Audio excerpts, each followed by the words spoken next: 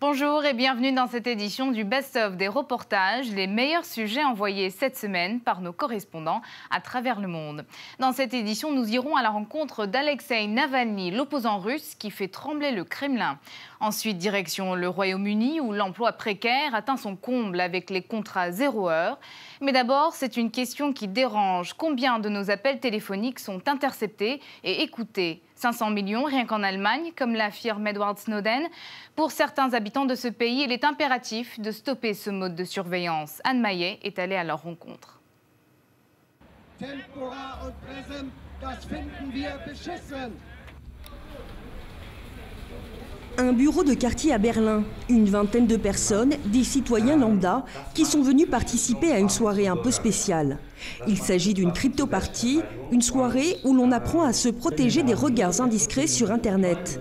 Les révélations d'Edward Snowden ne sont pas restées sans effet. De plus en plus d'internautes allemands tentent désormais de reprendre le contrôle sur leurs données personnelles. La principale question que je me pose, c'est que fait-on de mes données ? J'ai vraiment pris conscience récemment que je n'avais aucun pouvoir là-dessus. Et c'est pour changer ça que je suis là. Depuis le début de l'affaire, la demande pour les crypto-parties a littéralement explosé. On en compte désormais des centaines par mois dans tout le pays. Ici, on apprend à utiliser des programmes qui permettent de limiter les empreintes numériques et de crypter ces emails pour les rendre illisibles par des tiers. Les gens veulent se sentir à nouveau en sécurité. Et il y a un certain nombre d'initiatives que l'on peut prendre pour se sentir plus en confiance lorsqu'on communique sur Internet. Et le cryptage des mails en fait partie. Il est prouvé que c'est nettement plus sûr.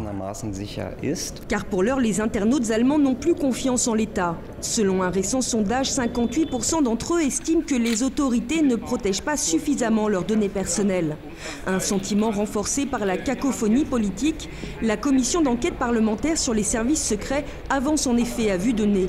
Les membres de l'opposition attendent toujours des réponses. Nous ne savons toujours pas combien d'emails et de communications de citoyens allemands ont été espionnés et quelle est l'ampleur. Alors que la majorité, elle, estime que l'affaire est réglée. Il est désormais avéré qu'en Allemagne, il n'y a pas eu d'échange illégal de données par millions. Le gouvernement a finalement annoncé la semaine dernière qu'un accord de non-espionnage entre les services secrets allemands et américains allait être signé. Mais les activistes du collectif Campact n'en sont pas plus rassurés. Comme eux, la grande majorité des Allemands estiment que le gouvernement n'en fait pas assez pour faire toute la lumière sur le scandale de la NSA. Ça ne peut pas continuer comme ça. C'est l'état de surveillance. Et on ne peut pas accepter ça. Cela expose tout le monde au chantage. Et la démocratie ne peut pas fonctionner dans ces conditions.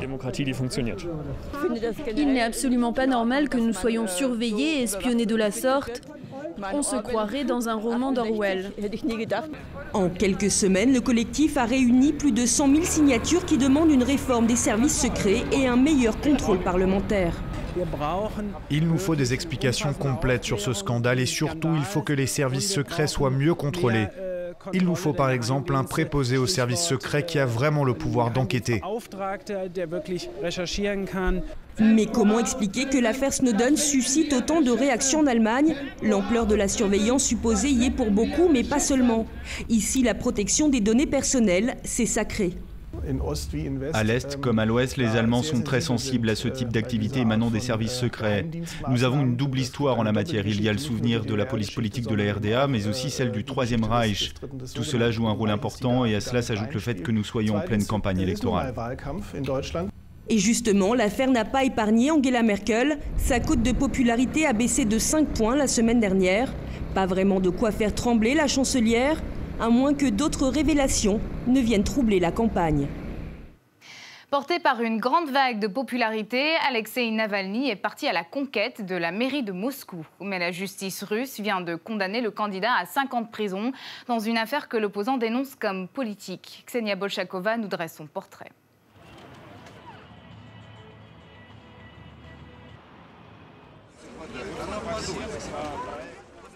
Séance d'autographes, photos avec ses partisans et poignées de main chaleureuses Alexeï Navalny joue la carte du candidat proche du peuple. Depuis le début de la campagne, il enchaîne les rencontres avec les électeurs, comme ici, près d'une station de métro du centre-ville.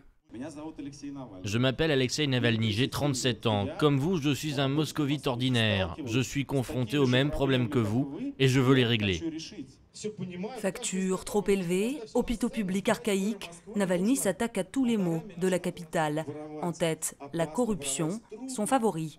Mais l'homme prône aussi ouvertement une politique anti-immigrés, un thème très chaud de l'actualité russe. 50% des crimes graves sont commis par les migrants. Mais ce n'est même pas les statistiques qui m'inquiètent. Ce qui m'inquiète, c'est que les femmes qui vivent dans mon immeuble ont peur de sortir le soir dans la rue. Populiste mais charismatique, sérieux mais charmeur, l'homme séduit. C'est la première fois de toute notre histoire qu'un candidat va comme ça à la rencontre des gens. On peut écouter ce qu'il propose. Le plus important, c'est qu'il dit la vérité. Depuis des années, on est résigné. Lui, il fait réaliser qu'on ne peut pas rester indifférent à ce pouvoir qui pille le peuple. Notre seul pronostic, c'est la victoire. Ça ne fait aucun doute. Regardez autour de vous, le simple fait qu'en pleine semaine, j'arrive à réunir autant de monde pour venir m'écouter prouve que nous sommes majoritaires. Nous gagnerons. Confiant, car l'outsider a réussi à rassembler bien au-delà de ses espérances. C'est la réception. C'est les gens qui travaillent avec les bénévoles qui viennent tous les jours. À peu près, on a 100-150 personnes par jour qui viennent pour demander comment ils peuvent aider. Irina est une de ces bénévoles. Professionnelle de la communication, elle a pris des vacances pour participer à la campagne.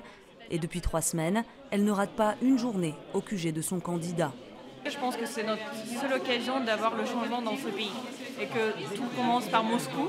Le changement commence par Moscou, le changement c'est maintenant. Et du coup, il faut profiter de cette occasion. Un engouement sans précédent. Au total, plus de 10 000 volontaires venus de toute la région de Moscou travaillent pour sa campagne. Présence sur le web, mais aussi sur le terrain. Distribution de tracts, de gazettes électorales. Les rues sont prises d'assaut par ceux que les moscovites surnomment déjà les Navalniki. Le pouvoir essaie de nous faire croire que les Russes ne s'intéressent pas à la politique, que c'est une affaire sale, qu'ils en sont fatigués. Nous savons aujourd'hui que c'est faux. Dans cette campagne, nous avons réussi à former une nouvelle génération politique, une génération qui inévitablement va remplacer l'ancienne. Poutine a plus de 60 ans, nous on en a 30, et tôt ou tard, nous gagnerons. Selon les tout derniers sondages, Alexeï Navalny pourrait obtenir jusqu'à 20% des voix. Pour autant, pas dit qu'il passe la barre du premier tour. Le maire sortant, le pro-Kremlin Sobyanin, est toujours en tête, avec 63% d'intention de vote. La crise oblige, les employeurs britanniques cherchent à faire des économies. Le contrat 0 heure leur permet d'avoir des employés flexibles, disponibles à tout moment, sans obligation de leur fournir un minimum d'heures de travail.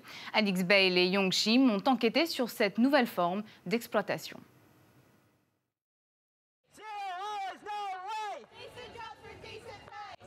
0 heure, pas question. Sport Direct est la plus grande chaîne de magasins de sport du Royaume-Uni. C'est aussi par elle qu'est arrivé le scandale social de l'été. Nous sommes ici devant Sports Direct pour manifester parce qu'ils emploient 90% de leurs employés par des contrats 0 heure. Un contrat qui ne garantit aucune heure de travail à l'employé et qui serait de plus en plus utilisé. Alors même si les manifestants sont clairsemés, leur message fait mouche au centre-ville de Leeds. Je connais pas mal de gens qui les ont aussi. C'est affreux, n'est-ce pas? Oui, vous n'avez aucune stabilité, rien. C'est comme si on revenait à l'ère victorienne. C'est tout à fait ça. Et si Hélène manifeste aujourd'hui, c'est qu'elle a récemment vécu cette précarité. J'ai travaillé pendant 11 mois dans une bar sous un contrat 0 heure. Chaque semaine, tu te demandes si tu vas y arriver, si tu ne vas pas te manquer d'argent, si tu vas pouvoir t'acheter à manger, payer tes factures. C'est vraiment effrayant. Pour Franck et Thomas, cette précarité se conjugue au présent. Ces colocataires londoniens sont tous les deux employés en contrat à 0 heure. Ils ont accepté de nous parler sous pseudonyme et le visage caché. Je me lève le matin, j'appelle le bureau et j'attends. C'est mon programme quotidien. J'attends qu'ils me contactent. Ce matin, ils n'ont rien trouvé pour moi. Donc voilà, j'attends. Le voilà devant un jeu vidéo, le moyen le moins cher de combler les longues heures d'attente. Un jeu d'enfant qui n'efface pas la potentielle toxicité de ces contrats. Il suffit que tu fasses quelque chose qui ne leur plaît pas et ils te suppriment tout de suite tes journées. Tu ne peux rien y faire. Un contrat 0 heure, ça te déshumanise complètement au travail. Parce que tu n'es plus qu'un nombre d'heures à remplir ou à supprimer.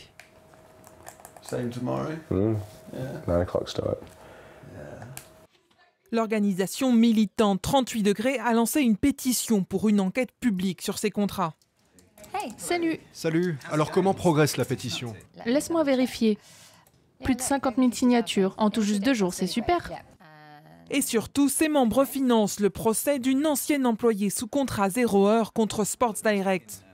Nous ne pouvons donner trop de détails car l'affaire est en cours, mais les responsabilités de Zahra étaient les mêmes que ses collègues employés à plein temps.